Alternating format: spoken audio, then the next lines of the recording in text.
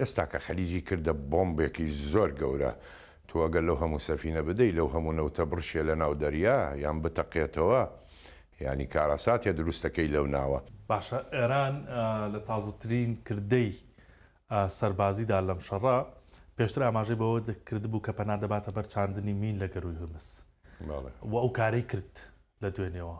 ئەمە چی بوو ئەمە هەنگاوە؟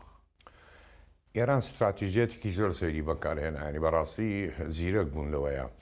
ڕێیاندا بەو هەموو سەفینەی نەوت هەڵگر کە داخلی خەلیج ببێتن و بێتن و هەموویشی بار بکە و پڕ ببێتن لێ و دەرچوونیشانی قەدەغا کرد. واتا بڵێن خەلیجێکی ئێستا کە خەلیجی کردە بۆمبێکی زۆر گەورە، تۆ ئەگەر لەو هەموو سەفینە بدەی لەو هەموو نەوتە بڕشێ لە ناو دەریا یان بتەقێتەوە، ینی کارەساتیە دروستەکەی لەو ناوە. اینجا ئەستامە کە بڵین مینی بڵاو کردەوە لە ناو دەریا، ئیتر حرەکەت نامێنێ، هیچ سەفینەیە ناتوانێت هاتوچۆ بکە. مینیش جۆری هەیە، زۆری هەیە. یعنی ئەمە یەکێک بوو لە چەکە قورسەکان کە بەکاری هێناستا، ئەمە بەکاری هێنا بۆ ئەوەی بتوانێت ئەو ناوچەیە کۆنتڕۆڵ بکاتن. باش ئەم مینی ژێردەریایە چییە؟ حەزەکە بەوەمان بۆ ڕوونکەیتەوە چۆن ئەچێنرێت؟ مینی ژێردەریا ینی زۆرە جۆری، هەر ئەوە نییە یەکدانێ.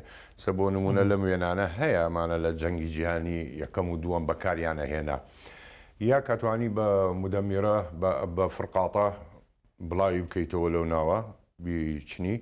دووش موسەیەراتی دەریات هەیە، چۆن ئێران شاهدی هەیە لە ئاسمان لە دەریاشە عینی موسەیەرات هەیە، ئەو مینانە پاڵەنیت و بڵاوەکەیتەوە لە ناو دەریا.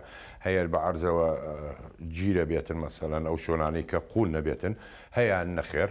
حەشە مغناتیسیە هەیە بە تەڕەدوت کەهرەمەغناتیسی جۆری زۆرە، ینی ئەتەقێتەوە سەر ئەو سەفینە زەرەرێکی زۆری شەگەێنێ. ئەوە نییە بڵێ وەکو موشکێکە لە سەفینەکەدا یان موسەیەرێ، نەخێر، مینەکە زەرەری زۆر زیاترە.